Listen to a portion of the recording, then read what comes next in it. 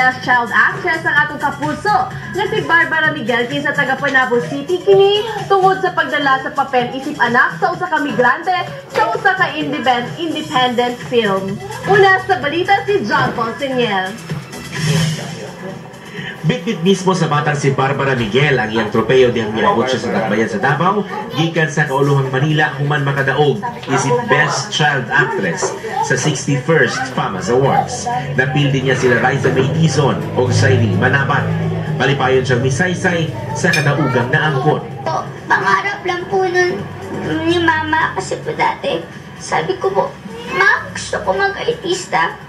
Tapos ngayon, matupad ko na rin po maging best child actress kaya po happy po kami ni Mama. Sa independent film nga Migrante, nagidirect mismo sa banggitan ng multi-awarded director na si Joel Amangan, mida na siya sa papel nga anak ni Jody Santa Maria, isip batang dunay sakit. Sa natural kuno nga pag-arte ni ini, posibleng nakahungkom ang hurado sa FAMAS nga siya ang pilion. Nakakapanibago po pero po, kinakayanan ko naman po yung pag-iyak kasi po tinutulungan naman po ako ni Mama. Busa, wala kalikaya siyang supportive nga inahan na si Rich Ocon.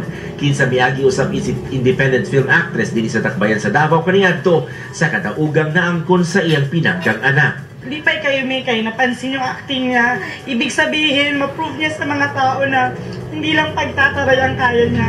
Kaya niya magdrama, magpaiyak ng mga tao. Ako yung naiyak. Yan po. Touch ka kaya sa pagkadaong sa iyong anak? Yes, kasi kumaga, ako mong gudang naguna, di ba, nag-Manila ko, gusto dyan ako na siya na field.